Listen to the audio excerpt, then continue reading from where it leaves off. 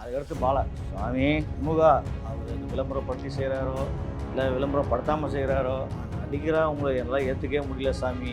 ஐயோ, கொடுமையிலும் உச்சக்கட்ட கொடுமை கேட்பவே பாலா. நமக்கே மனசு கஷ்டமாக இருக்குது. இந்த படம் பார்த்துட்டு வந்து நமக்கே அவ்வளோ விருப்பில் பேசுவோம். அப்பா சாமி, நீ விஜய் மாதிரி நடிக்கிறியப்பா இப்போவே அப்படின்னு நினச்சிக்கிட்டு போதும் போதும் நல்லா முழு படத்தில் என்னால் பார்க்க முடியாது. எந்த சீன் வந்தால் லவ் சீன் வந்தாலும் அதுக்கப்புறம் ஒரு சோகமான சீன் வந்தாலும் சரி ஓகே ஃப்ரெண்ட்ஸுக்குள்ளே பேசுகிறாட்டும் அவர் ஃபைட் அவுட் ஆகும்.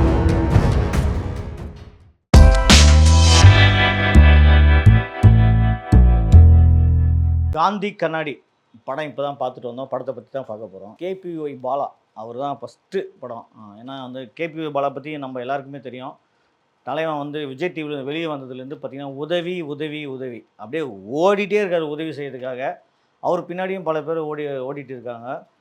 உதவி செய்கிறதுலேயும் வந்து மனசு வேணும் கண்டிப்பாக. அது வந்து கேபிஒய் பாலாவை நம்ம கண்டிப்பாக பாராட்டணும். என்ன காரணம்னு கேட்டிங்கன்னா, உதவி செய்யறதுக்கு ஒரு மனசு வரணும்ல. அவர் இந்த விளம்பரப்படுத்தி செய்கிறாரோ இல்லை விளம்பரப்படுத்தாமல் செய்கிறாரோ இல்லை இவர் சொந்த காசில் செய்கிறாரோ இல்லை யாரோ கொடுக்குற காசில் செய்கிறாரோ உதவின்னு ஒன்று செய்கிறாரு. அதுக்காகவே நம்ம பாராட்டலாம் கேபிஒய் பாலாவை. அதனால் வந்து கேபிஒய் பாலா வாங்க தமிழ் சினிமாவுக்கு வந்து உங்களை வருக வருக என்று வரவேற்கிறோம். நீங்கள் இந்த மாதிரி நல்லா உதவிகளை செய்யுங்க. உங்கள் காசோ ஊராமுட்டு காசோ ஏதோ ஒன்று செய்யுங்க. 4 பேர் நல்லா இருக்கட்டும். வாழ்த்துறோம். உங்களை சந்தோஷமாக வாழ்த்துறோம். ஆனால் நடிகராக உங்களை எல்லாம் ஏற்றுக்கவே முடியல சாமி. ஐயோ, கொடுமையிலும் உச்சக்கட்ட கொடுமை கேபிஒய் பாலா. நான் என்ன கேட்குறேன், இத்தனை வருஷம் நீங்கள் விஜய் டிவியில் ஒர்க் பண்ணீங்களே, கதை சொல்லாத முன்னாடி எல்லாம் சொல்கிறேன். ஏன் சொல்கிறேன்னா, நமக்கே மனசு கஷ்டமாக இருக்குது. இந்த படம் பார்த்துட்டு வந்து நமக்கே அவ்வளோ விருப்பில் பேசுகிறோம். காரணம் என்னன்னு பார்த்தீங்கன்னா, ஒரு சினிமான்றதுன்னா அதில் நடித்த நடிகர் எல்லாருமே நல்லா நடிக்கணும். அது ஓகே, கோ ஆர்டிஸ்ட்டு இல்லை சின்ன கூட இருக்கிற சைடில் இருக்கிற ஏதாவது ஒரு நடிகர் நடிக்கலனா கூட அட உடுப்பா நம்ம கண்ணுக்கு தெரியாது. ஒரு படத்தோட ஹீரோவே நடிக்கலைன்னா நமக்கெல்லாம் எவ்வளோ கடுப்பு இருக்கும் யோசித்து பாருங்கள். ஒரு படம் கேபிஒய் பாலா படம் தான் உள்ளே போகிறோம். ஆனால் அங்கே உள்ளே போனோன்னே யார் படம் ஆகிப்போச்சுன்னா பாலாஜி சக்திவேல் படம் ஆகிப்போச்சு. பாலா படம் இல்லை இது பாலாஜி சக்திவேல் படம் ஆகிப்போச்சு.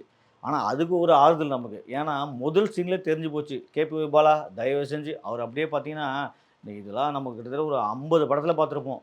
ஹீரோ முதல்ல வருவார், எங்கே காந்தி எங்கன்னு தேடுவார். அப்புறம் பார்த்தீங்கன்னா அவர் காந்தி காணுமா அப்படியே உட்காருவார்.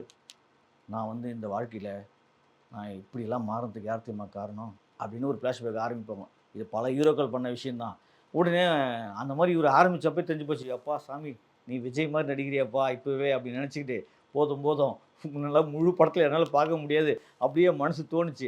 அதே தகுந்த மாதிரி இயக்குனர் பரவாயில்ல, அங்கங்கே கேபிஒய் பாலா என்ன பண்ணுறாரு, ஒரு சைடு ரோல் தான் நடிச்சிருக்காரு. இது கோ ஆர்டிஸ்ட் தான் சொல்லலாம். அவர் ஒரு ஹீரோ இல்லை கதையின் நாயகனாக சொல்கிறார். கதையின் நாயகனா பாலாஜி சக்திவேல் தான் படத்தில் பண்ணியிருக்காரு. கதை என்னன்னு பார்த்தீங்கன்னா, கேபிஒய் பாலா அவங்க ஃப்ரெண்ட்ஸ் எல்லாம் சேர்ந்து பார்த்தீங்கன்னா இந்த ஈவெண்ட் மேனேஜ்மெண்ட் பண்ணுறது, டெக்கரேஷன் பண்ணுறது, கல்யாணத்துக்கு எல்லா விசேஷத்துக்கும் ஒரு இப்போ எப்படி சொல்கிறது, ஒரு குடும்பத்தில் எவ்வளோ விசேஷம் இருக்கோ, நீ 60ஆம் கல்யாணம் பண்ணணுமா இல்லை அட்லீஸ்ட் ஒரு கல்யாணம் பண்ணணுமா ஒரு பர்த்டே பார்ட்டி கொண்டாடணுமா எதுக்கு வந்தாலும் டெக்கரேஷன் பண்ணுறது தான் இவ்வளோ ஒர்க்கு.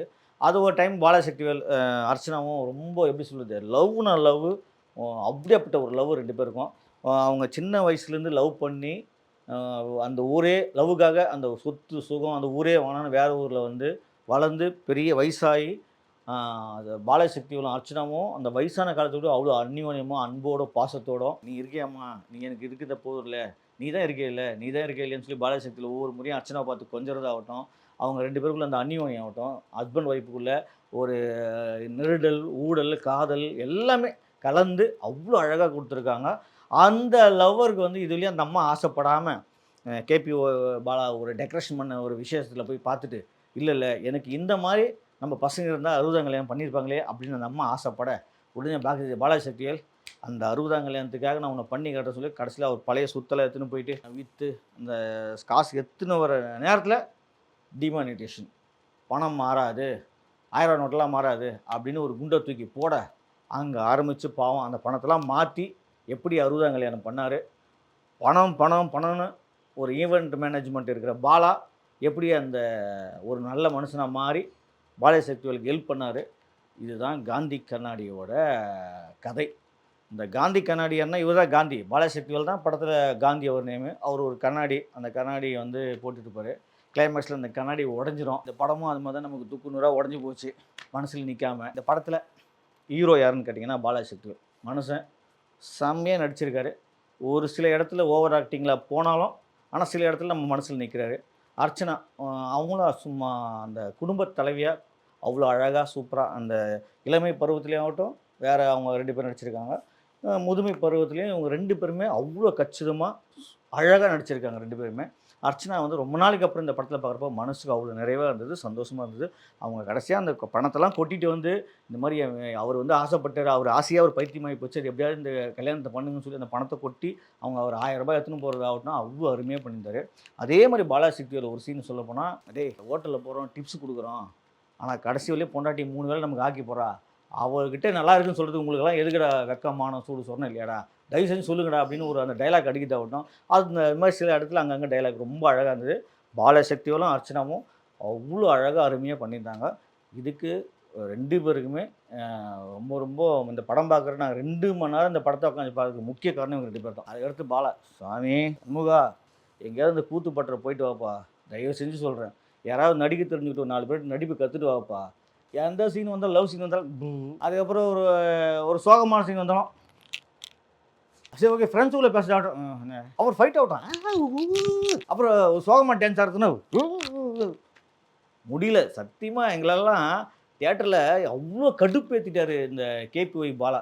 தயவு செஞ்சு எங்கன்னா போய் நடிப்பை கற்றுட்டு வாங்க பாலா. முடியல எங்களால். நீங்கள் அடுத்த படம் நடிக்கிறதா தயவு செஞ்சு நல்ல விஷயத்துக்காக சொல்கிறேன். உங்கள் மேலே எந்த ஒரு வெறுப்பு இல்லாமல் சொல்கிறேன். தயவு செஞ்சு சொல்கிறேன். ஒரு ஆடியன்ஸ்லாம் உங்களுக்கு நொந்து நூலாகிடுவோம். 4 பேரை கூப்பிட்டு வந்து கத்த விட்டுருந்தீங்க பரவாயில்ல. இருந்தாலும் ஒரு நல்ல நடிப்பு கற்றுட்டு நல்ல ஸ்டோரி தான் இது. ஆனால் அந்த ஸ்டோரிக்குள்ளே உங்களோட தான் நீங்கள் படம் ஃபுல்லாக மைனஸாக தெரிஞ்சீங்க. அப்புறம் பாலாவுக்கு ஜோடியாக நடித்த அந்த நமிதா கிருஷ்ணமூர்த்தி அவங்க ரொம்ப நல்லா பண்ணியிருந்தாங்க. கொஞ்சம் பாலாவோட அவங்க பாலா நடிக்க தெரியாதப்பெல்லாம் திணறப்பெல்லாம் அவங்க தான் கொஞ்சம் ஸ்கோர் பண்ணி காப்பாற்றுவாங்க. அவங்க அவங்க அந்த லவ் ஃபீலிங் பண்ணுற சீன் ஆகட்டும், அவங்களும் பாலசக்தியில் இந்த பக்கம் அர்ச்சனா ஒரு அந்த காம்பினேஷன் லவ் போயிடுச்சு. இந்த பக்கம் இவங்க லவ் போகுது. இவங்க லவ் போகிறப்போ அந்த நமிதா தான் நீ காப்பாற்றுன அம்மா தாயே எங்கேருந்து வந்தியோ புண்ணியவதி உண்மையிலே பாலாவை காப்பாந்தது நீ தான். ஏன்னா அவன் நடிக்க தெரியாதப்பெல்லாம் வந்து அப்படியே பிடிச்சி வச்ச புள்ளையார் மாதிரி நிற்கிறப்பெல்லாம் நீ தான் ஏதோ அந்த டைலாக்லாம் பேசி கொஞ்சம் காப்பாற்றினேன். இந்த படத்தோட இயக்குனர் ஷெரீப், அப்பா ஷெரீப்பு கரெக்டு.